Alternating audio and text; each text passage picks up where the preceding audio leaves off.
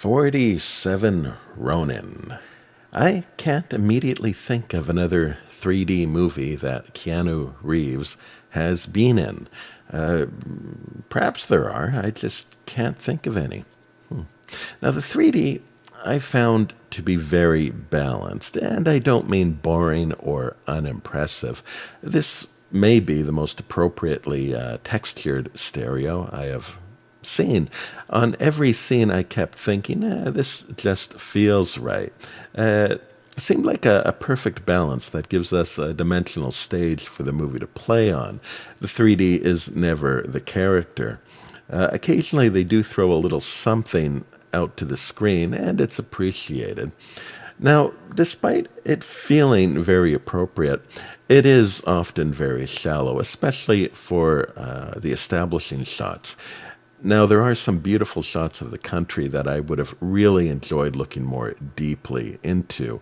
But during the moments of these establishing shots, I think it was also important that my mind be dwelling on that moment in the story and not so much on the scenery.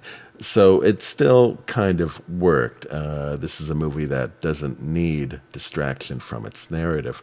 Now, where it really comes alive is in the close quarters, the close-ups, which is somewhat appropriate as many of these interactions are meant to convey internal struggle and discipline that requires an ever-long battle against feeling. Indeed, there's what you might call a side quest that involve these alien-looking spirits. Despite there being lots of stuff flying around, the most intense stereo was what was essentially a staring contest. However, it served to showcase an important question at that moment. Is this justice or just primal bloodlust? Now, this is based on a true story that is remembered in Japan on December 14th, the day I happened to upload this.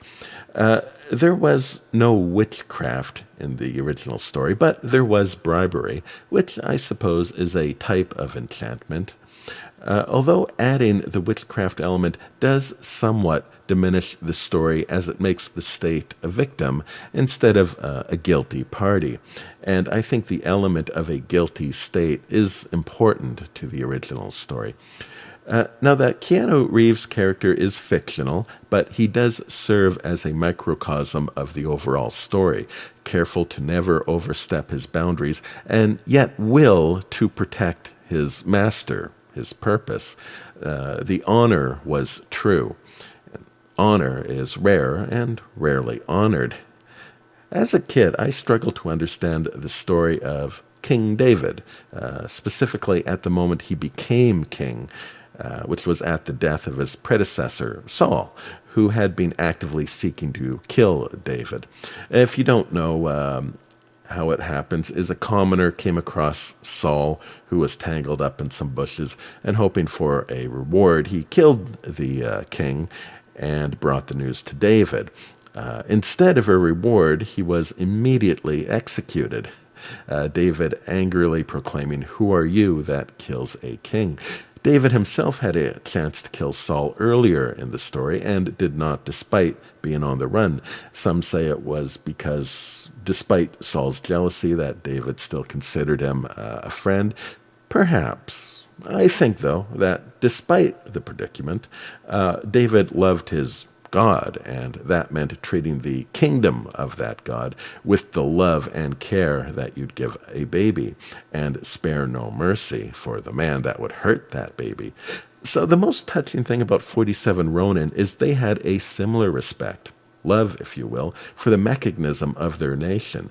Breaching the law for the greater good did not excuse them from that same law. They were not pirates.